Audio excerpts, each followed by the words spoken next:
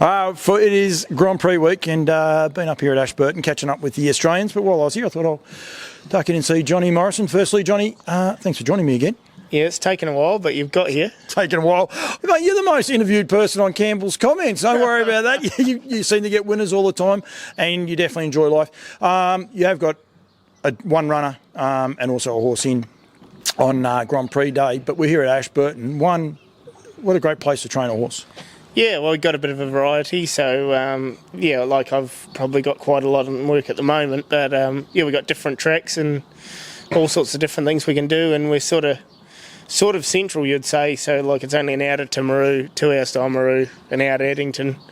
Rangiora is only an hour and a half, so we're sort of not that far from everything, you know. In Australia, like in Victoria where I live, everyone has that. That's a trip. You don't even think about those. They're close tracks for us, and it's pretty important. You guys aren't that keen on travelling, but I must say, when I found out that they were keeping Not As Promised here, I thought, what a great move that is, because it is only an hour's drive to Addington, but it's so country here as well. Yeah, well, it is sort of country, and you're just away from the hustle and bustle, really. You sort of do your own thing, and everything's close. You can get a lot more work in down here. I mean, when you're in Christchurch, if you go into town, it used to take an hour and a half, 2 hours, where I can go to the, feed place here in 5 minutes. I'm back in a quarter of an hour, So it's one of those things. You're not far away from anything, and not far from home either. Great track to work, race on here, and great track to work on. And you said there before, you've got everything to even a grass track where you can get horses used to the grass track. The Whites, Gerald, there's a few people around, plenty of people around. That's the other part that is so convenient. Is it classed as a training centre here, or is it more of just a shared facility, or how do they actually class it? It's probably classed more as a training centre, really. There's been a lot of trainers here for a very long time. These barns are quite old now, and there's been a lot of trainers over the years, like Dick Prendergast, Ben Waldron, Denise Swain. They all trained a number of horses out of here. There was always horses trained from Ashburton for the last 40 years probably. So, that's sort of been their main base. But as I say, they got trials every week and quite a few race meetings a year and gallops as well. So there's a lot going on. Yeah, there is indeed. Where'd your love of horses, come from, mate? Where did it all start for you? I was born into it. Both my grandfathers trained. One sort of more so just as a hobby trainer, and the other was probably more of a seller of horses to America and things like that. Yeah. So it was always in the blood. And then my mother trained, and then Dad took over the licence when she passed away a few years ago. So so it's always been there. So all the family's been into horses mainly. And you enjoy it? You're happy to be in it? Yeah, I'm happy to be in it. I don't think I'd do anything else. But I sort of wasn't keen when I was a wee kid. But remember Dad took a horse to Timaru and I didn't go, and it won. And after that, I don't think I ever missed, and it took about another 18 years to get a winner. So there you go. So it was one of those things. But it was sort of hooked after that anyway. Just because you missed out, you didn't want to miss out on that feeling again. Yeah, dead right, exactly. How many you work? So at the moment, we've got about 18 to 20, but that's not really normal. Just at this time of year before Christmas, everything's just making sure everything's been in, had their preps, so that month over that whole period of New Year and Christmas, they're out, and then you'll race your racehorses and get the other ones back into hopefully races 2-year-olds or wherever you're going. So just making sure the foundation's in before that busy period comes up. Because you go away, there's a couple of beach circuits, and then there's the Central Otagos as well, so it gets pretty busy, doesn't it? Yeah, so I was going to go to Westport this year, but a few of the team had a bit of a bug, so I'm going to leave it, and I'll just go to Cromwell, and it's good enough for Phil Williamson, so I'll work my horses down there. I do usually go down every year, so I'll just take them down and work them on the big grass track for a while and line up some meetings down there.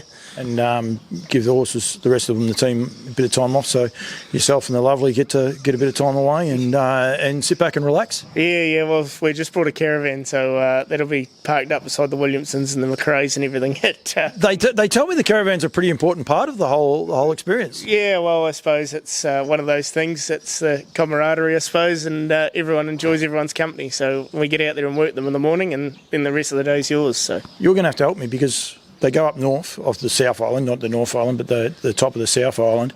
And they, like I remember last year, I think it was Nigel was showing videos and that of them playing cricket, and it was an all-nighter and things like that. That's another place where a few of the guys go to get away and have a bit of a break. Yeah, no, everyone sort of goes everywhere, and like when you got horses, they actually make you travel more, I suppose, when you got a decent one. So, yeah, everyone goes everywhere and likes a Phil. Like, he'll be in Auckland, then the next day he's back down at Cromwell and then back up there when he's got a good team. So, yeah, so it's one of those things. Everyone's around the place all the time. Pretty cool. Probably there'd be a lot of Kiwis saying, oh, yeah, we just do that. Yeah. Doesn't happen in Australia. It doesn't. We were talking to Graham Dwyer about it there before. There are so many great aspects that you guys do that, sometimes you might say it's work, but honestly, everyone being able to go away, caravan, and work your horses, compete against each other, sit back, have a barbecue, or imagine having a couple of quiet beers, responsibly, of course, and just enjoying each other's company. It's a good lifestyle in a way, isn't it? Oh, exactly. Like, it's a great lifestyle. Well, particularly over here, we've got a lot of places we can go for that, and I'm sort of always been a hard believer in that on the track, and off the track, like we're all in the industry to celebrate everybody else's victories and different things, and you sort of want to have that social side as well, like you're a long time looking at the lid, so you might as well be socialising as well. Pushing up the daisies. You said to me there before you got a couple of breakers, and here you got a couple of young ones you're just educating for some people as well. You sort of do a little bit of everything. Is there a goal of where you'd like to get to? Would you like to be, just a full-time harness racing trainer, or are you happy doing a little bit of everything? I'm probably not I'm not really into the older horses but at the moment I've still got a couple here that are older horses that are racing competitively, but I really like the young horses, like the get them up and going or buying them at the sales or things and seeing where they come from and what they do. So I'm sort of looking towards more of the juvenile sort of horses, but that takes time and you got to build everything up from scratch. So it's one of those things. So in the next few years, I'd rather sort of concentrate on the younger horses anyway. But I still do a bit of shoeing and breaking and stuff like that. So I've got plenty of work on anyway. You moved to run and rail today as well. I mean, you do that'll be one for other people to think about. Back to the yearlings, you obviously need people behind you, and you've probably got a bit of support. But that would be one of the great challenges, I would imagine, getting the right people to support you to help you go and buy these horses and then allow you the time to get them to the racetrack. Yeah, well, I've been lucky. We only brought two, and we've done quite well out of them. So I got them and got some owners into them afterwards. So we had to buy them ourselves and then get some in afterwards. And they're all happy. They all went well and done a good job. So they've gone to Australia now. But, they're keen to sort of go again. So that's quite good, So at least that sort of got them hooked on, younger horses and things. So hopefully we can just improve and get that a bit bigger. But, you know what it's like. It's just one of those things. Got to get the right people in and that want that sort of horse, and just see what you can make out of them. Selling them, would you be keener to try and keep them if they're the right horse and they can earn the right dollar here, or are you happy to move them on?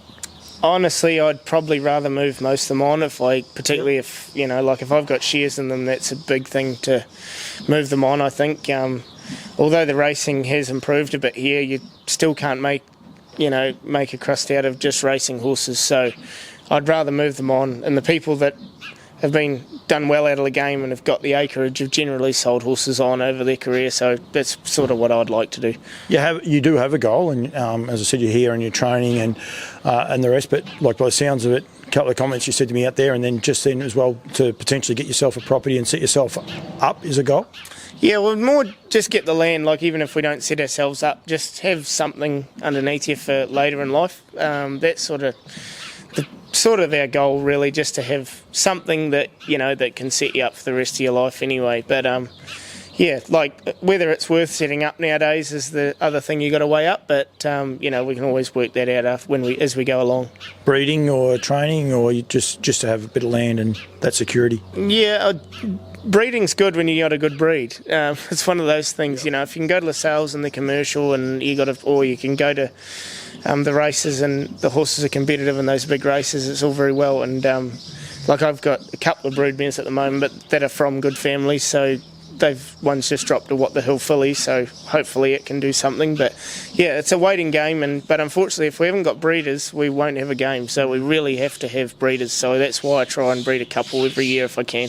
Oh, exactly, and it's almost like no one wants anyone to sell them and move them on, because we want as many horses as we can racing in New Zealand. But the flip side of it is you've got to be able to make $1 to be able to keep turning those horses over. So it's a bit of a vicious circle. I appreciate your honesty. I think that's one of the great parts about it. I think sometimes people say they want to be a trainer, but when the money comes along, they'll take it. But you can change your mind too, can't you? As you evolve and as you get a bit older, things will change. Oh, exactly. Like things do change too. Like and you might have intentions of selling one and thinking this will be good, and it might fail the vet on something minor, but it'll never ever worry it the rest of its life. So that's the one you might keep for those good races. So that's a catch-22. Like, what do? You sort of sell them or keep them, but at the end of the day, the money in the bank's always helpful too.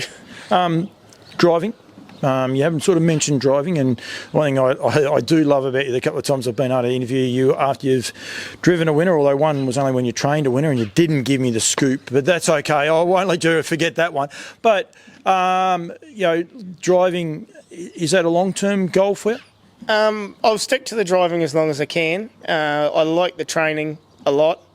Just the, as I say, getting the horse going it's a good feeling when you train a winner, and it's a great feeling when you drive a winner, because there's so many trainers or owners or whatever that are so thrilled in that, just that 3 minutes. But it's a huge thing for them, and I love the driving, but it's just working out where you sit on the scale, really. I suppose you just got to work out what am I best to do. So I'm just trying my hand at both at the moment, and we'll just see how long it goes for. But as I say, I really enjoy the training, and if I fail at both, I can always go back shoeing. it's that giggle. We're staying on the driving for a sec. You have a great passion for it. To me, you don't seem like the sort of person that takes yourself 100% seriously, yet I know when you're on the track, you do. But as soon as you get off, you're so happy. The first time I ever met you was a year and a half ago on show day. No, it was 2 years ago. Yeah. Oh, who knows? Doesn't matter. It's only a year and a bit ago, actually. But it was show day. Then I've been fortunate enough to meet you at Meth, and as I said, when you're trained a winner, your exuberance is honest. You do have a real love of the sport, don't you?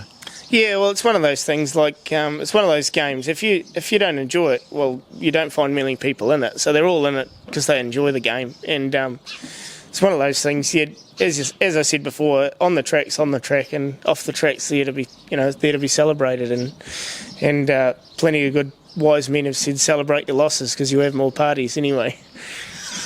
I like that one. Could be dangerous though if you've had a massive run of outs. That is for sure. This weekend, it's another big weekend in New Zealand, and these are good that there are more and more of these group days, and they're good days to be a part of. Yeah, they're great days to be a part of. It's another initiative that's come from Harness Racing New Zealand, and it's only been run for 1 year, and it's a good day. There's a lot of Group 1s. Preferably we would like to see the fields a wee bit more full, probably, but it's one of those things. We're only dealing with what we've got at the time. So, it's a great day, and it's just probably a privilege to get a drive on the day, and then to try and train a runner in one of the Group 1s would be a big thing too. So that's pretty cool. That's his spoke, be honest. He's definitely not in a Group 1, but at least he's in on the day. Oh, he's in the first race? Yeah, I think so, yeah. Yeah, he has to be, he is indeed. And you got to drive in the 2-year-old trotting fillies. Trotters or pacers, what's your favourite? Anything real fast. But I do love trotters. I really do love trotters. Love driving a nice trotter, and trotters take a lot more, like, not working out, but just the minor things have got to be right with the trotter. But at the end of the day, a good pace is just as good if you can get a good one. So, yeah, as long as they can run, we're all pretty happy. That's your exuberance, and that's the one thing I do like from you, and I think you're right, it doesn't matter what it is. You're going to train your first horse to the races that you've bred and your own on yourself very, very shortly. You told me it just wins. He didn't tell me it just wins. I'll be this for a second. But that's a different stage for you as well, and it's an achievement, isn't it? When you're pretty excited about it, because I mean you told me, and I don't think it's racing for a fortnight or so, if that's right. But it's a big achievement. Are you excited about that next stage? Yeah, I am. It's sort of one of those things. Like it's been a long time coming, but you sort of bring it in and work it up, and then something might happen, so you got to turn it out or something. Like I really ideally would have loved to have had a racing before now, but it's just one of those things. So yeah, it'll go on one of the circuits and hopefully find a race where it's competitive. But yeah, it qualified last time in and things like that, so we'll just see what happens. But yeah, it's that trying to find a good one's the thing that keeps going, I think. Yeah, it does indeed, but it's a major achievement. You see them as a foal when they're first day old, they're 1 day old, and then you're going to get it on the racetrack. So I've got no doubt you'll be pretty pumped afterwards. If it does happen to win first up, you'll be over the moon. Yeah, well, that would be a miracle if it does. But anyway, it's okay without being a world beater. But yeah, as I say, it's one of those things. That's what breeders and things strive for. I bet they get as big a kick out of it as a trainer and owner does when they've bred a horse. So yeah, it's pretty cool. Johnny, thank you. Thank you for every time I throw a microphone in front of you. You're more than happy to have a chat too, and you've had a long day today, so I really do appreciate it. And honestly, I think the industry needs more people with the great approach to things. You're very easygoing. You had to shoot a horse the other day when the others were getting on the track and things along those lines. Yeah, you seem to take most things in your stride, mate. And I think the industry needs people that show. We need to showcase the industry that we do have and the bit of fun we have. So looking forward to catching up with you early in the new year as well down there. Bit of fun too by the sounds of things, so it'll be all good. But thank you very much, mate. Yeah, no, well, it's thank you very much for your help anyway when I was putting that shoe on, because I had the hard job. you had to hold the cart up so it didn't hit me on the head. But anyway, yeah, it all got out there and happy. But no, it's going to be good if you're travelling around at Christmas time and New Year, it'll be great fun. And it's one of those things. So the only thing that I've changed since I first went to Cromwell was don't be in a tent, because when the year I went and tented down there, it rained like hell, so we got drowned. So anyway, so it's one of those things, but it's a great trip down there. That's why the caravan? Yeah, exactly. That's why I got the caravan now. Very good. All right, mate. Thank you very much. Really appreciate it. And I always, as I said, always appreciate the fact that you give me the time. So good luck on the week. Actually, got one in Geraldine tomorrow. Can you win tomorrow? Yeah, it wouldn't be far away. I think quite happy with it, so I'm just looking after it for Tony Thomas. But yeah, mare called Boudica, but yeah, she should be in the top 3 really. No one listens to this for tips anyway, so if you win, you can turn around and say, well, you said it on my show, and if you get beat, you just say, well, he asked me quickly, so it'll be all good. Yeah, well, everyone complains when I don't give them a tip, so we'll see what happens anyway. They might be complaining after tomorrow anyway. Be all good. All right, mate, thank you. Very good, thank you.